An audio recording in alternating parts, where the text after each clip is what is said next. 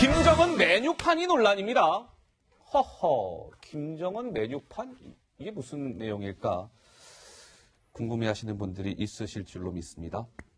오늘이 7일이니까 이제 사흘 전에 문재인 대통령이 청와대에서 국가유공자 보훈가족과의 오찬 행사를 같이 했는데 이 자리에서 있었던 내용인 것 같습니다. 자, 먼저 영상 하나 준비되어 있습니다. 보고 오시죠.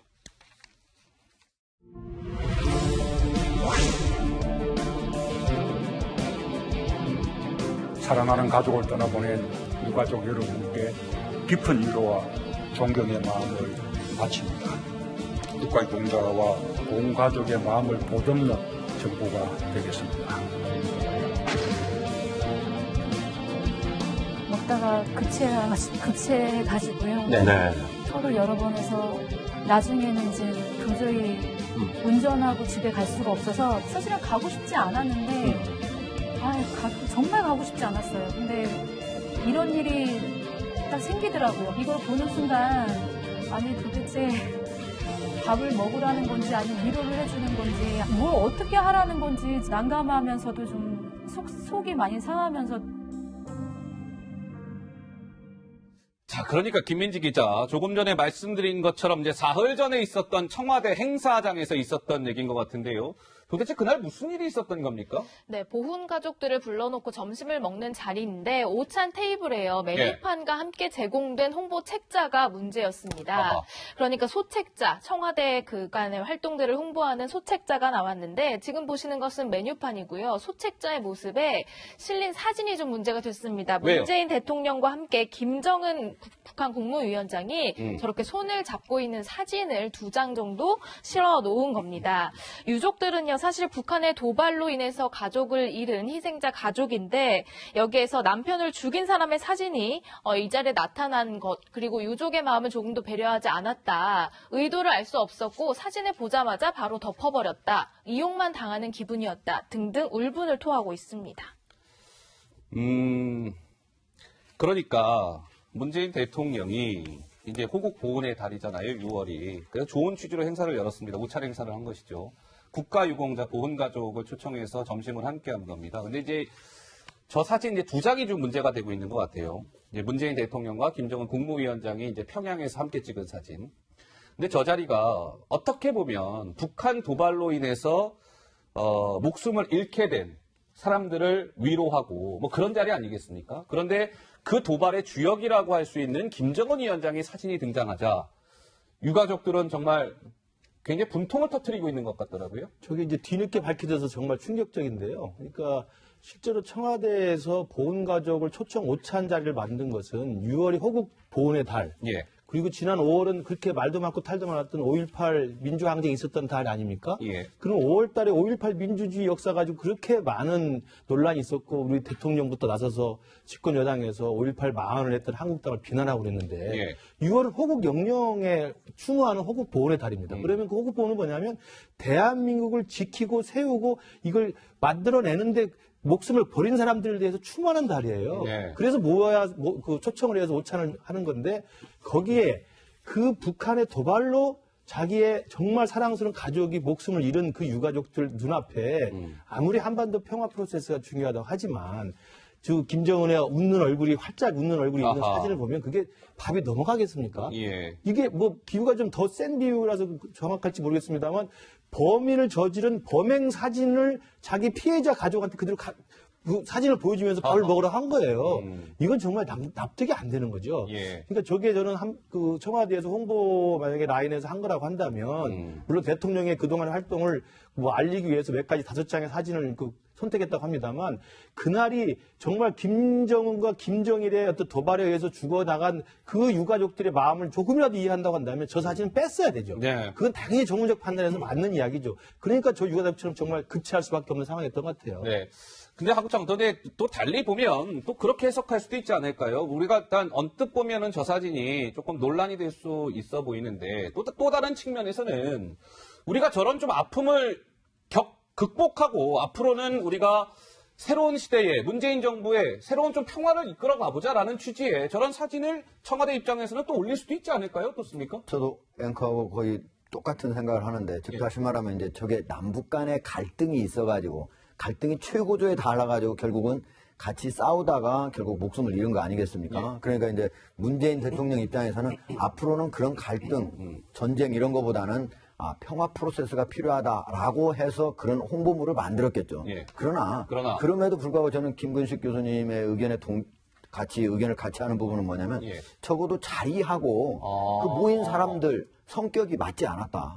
뭐 그걸 다른 데 가서 예를 들면 뭐 통일주체 국민회의에 가가지고 얘기를 한다든지 다른 데 가서 얘기를 하면 모르겠지만 적어도 남북한이 싸움을 했잖아요. 뭐 천안함 폭침도 그렇고 연평대전도 그렇고 어쨌든 같이 군인끼리 싸운 거잖아요. 거기서 목숨을 잃었는데 그분들 앞에서 그 사진을 내놓은 거는 제가 보기에 물론 취지는 원래 처음에 그 브로셔를 만든 거라든가 충분히 다 이해하지만 어쨌든 자리는 부적절했다 이렇게 봅니다. 알겠습니다.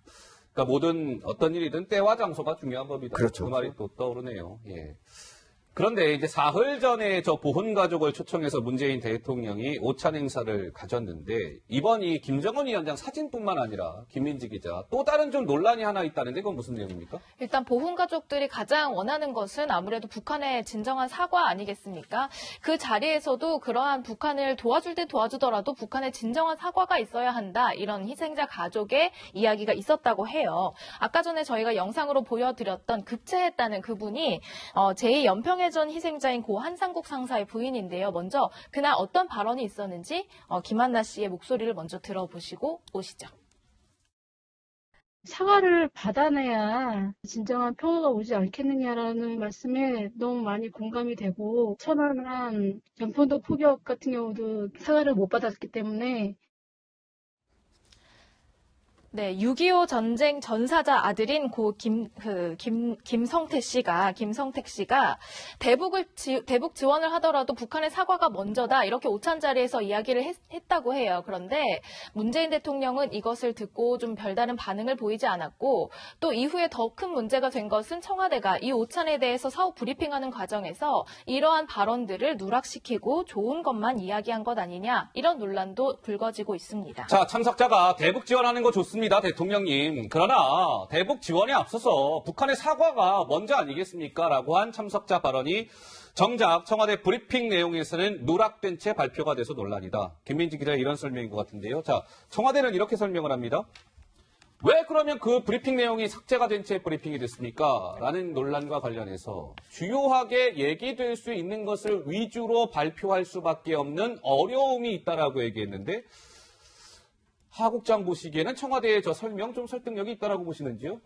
어쨌든 뭐 주요하다고 하는 것이 주관적 표현이니까 서로 다르게 볼 수는 있겠죠. 그리고 이제 사과가 먼저 전제돼야만 지원을 할 수 있다. 이거는 이제 문재인 정부에서는 사실 입장이 다르지 않습니까? 예를 들면 지금 현재 만약에 반드시 천안함 폭침 이거 사과 있어야 되고 뭐 박왕자 사건 이거 죽은 거에 대해서 사과가 있어야 되고 만약에 이렇게 했을 경우에만 지원을 한다고 하면 사실 문재인 정부에서는 대북 지원은 있을 수가 없는 거거든요. 아하. 그 전에도 한 번도 있지 않았잖아요. 북한이 그리고 사과할 가능성도 거의 없고. 그러니까 그런 것들을 생각해 보면은 이 말에 대해서 현 정부에 있는 청와대 주요 간부들은 이거에 대해서 동의하기는 어려울 거예요. 다만 그럼에도 불구하고 이분이 한 얘기를 다른 거는 쭉 같이 이미 브리핑을 해줬잖아요. 브리핑을 했는데. 근데 어떻게 보면 이분의 주장 중에 매우 주요한 부분이에요, 이 주장이. 예. 그러면은 그 부분이 주요한 것들만 위주로 발표하다 보니 이 부분은 빼게 됐다 하는 부분은 제가 보기엔 그 말 한 사람의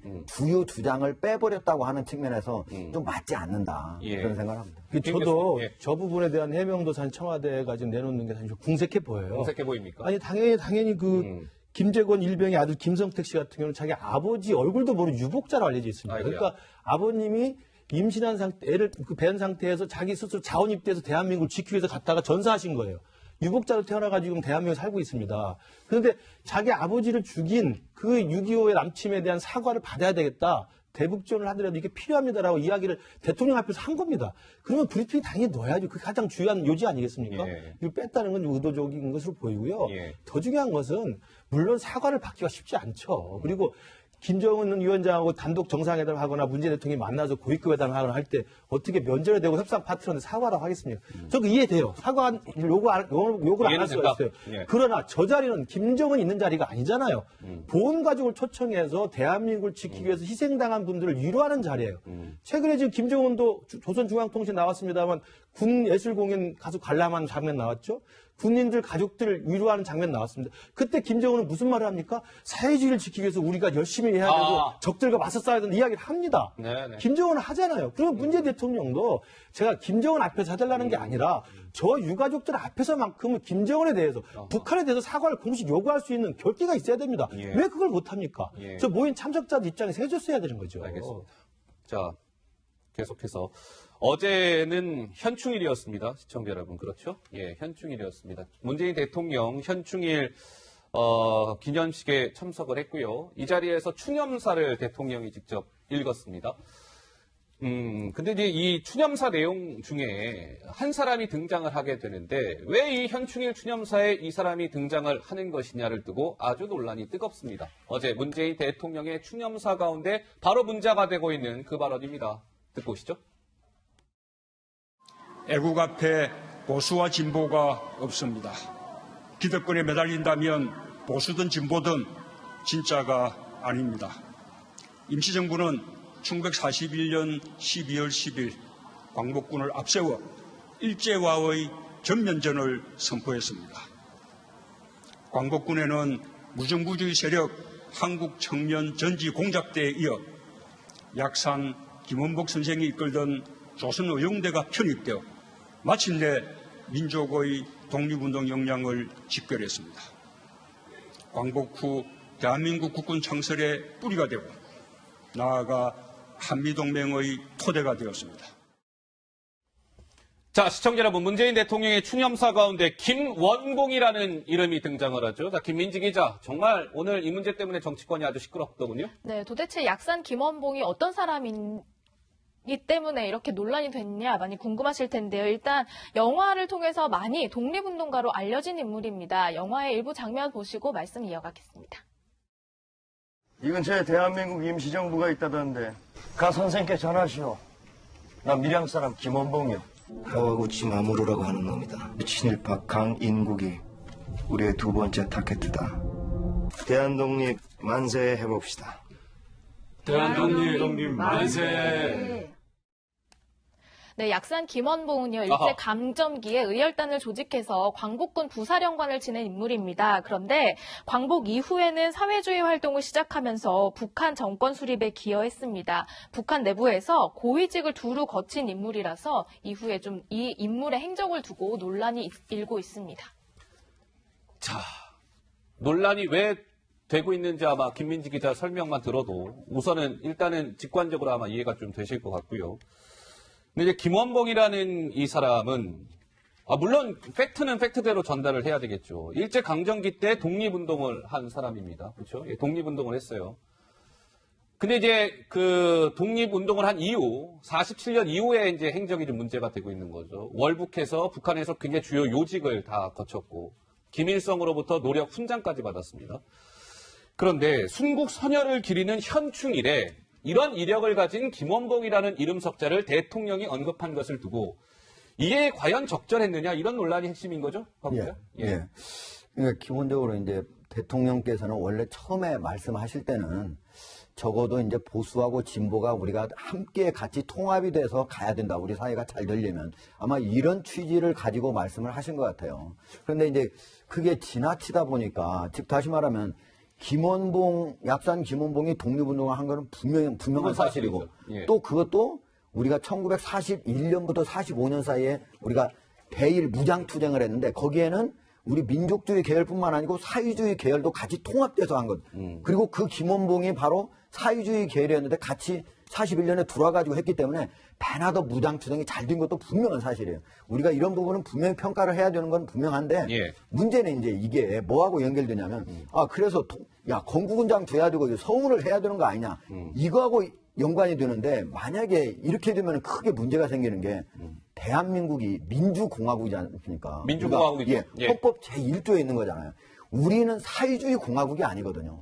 우리가 독립을 운동할 때는 사회주의를 지향하는 사람들도 했고 또 민족주의 계열도 같이 했고 그렇지만 어쨌든 그 이후에 분단이 됐고 북한에 가서 노동상까지 하고 이렇게 장관까지 지내고 이렇게 한 사람이고 북한의 건국을 직접 주도한 사람이잖아요. 예. 근데 남한에서 만약에 서운을 해야 되면은 대한민국 건국을 하려면 대한민국의 건국을 주도하거나 거기에 직접적으로 많은 도움을 주어서 해야 돼요. 아하. 근데 이분은 오히려 독립운동을 열심히 하셨지만은 그런 쪽에는 맞지 않는다. 근데 이게 지금 현재 국가보훈처하고 연결이 돼가지고 대통령이 또 그런 분을 뭐 서운 논란도 빚었고 했기 때문에 현충일에 대통령이 이 말씀을 하신 거예요. 예, 예. 혹시 서운으로 가는 거 아니냐. 이렇게 되니까 논란이 많아지는 거죠. 자, 문재인 대통령이요. 이 김원봉이라는 이름 석자를 얘기한 게 어제 현충일뿐만이 아니었습니다.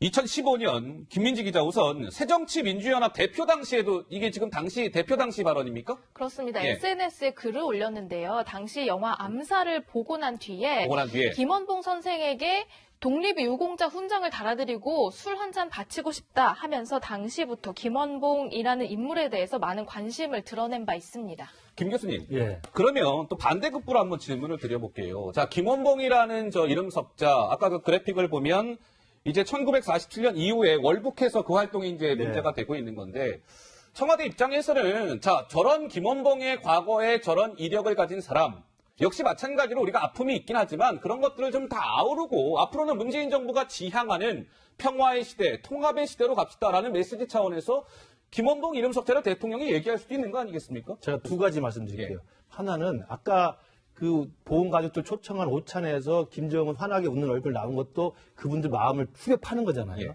그리고 사과를 먼저 요구했던 사람을 보도자료에 뺐던 것도 후벼 파는 건데 왜 저기서도 현충일 추념사라는 건 뭡니까? 대한민국을 지키기 위해서 6.25 때 돌아가신 분들, 그 이후에 북한 도발하고 돌아가신 분들이 영영에 잠들어 있는 현충원에서 그들에 의해서 죽임을 당한 조선민주주의인민공화국 북한 정권 수립에 혁혁한 공을 세운 사람 이야기를 뭐하러 합니까?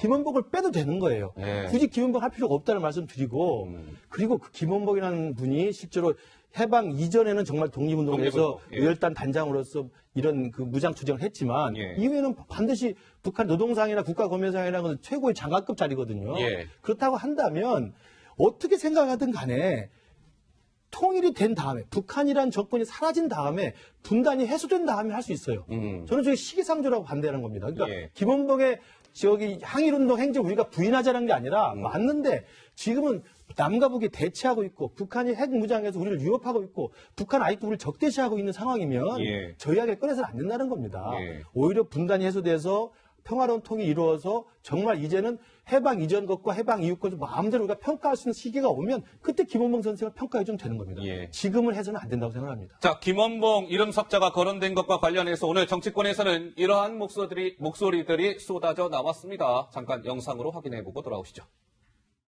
다른 날도 아닌 현충일에 김원봉을 축혀 세우는 그런 발언을 하였습니다.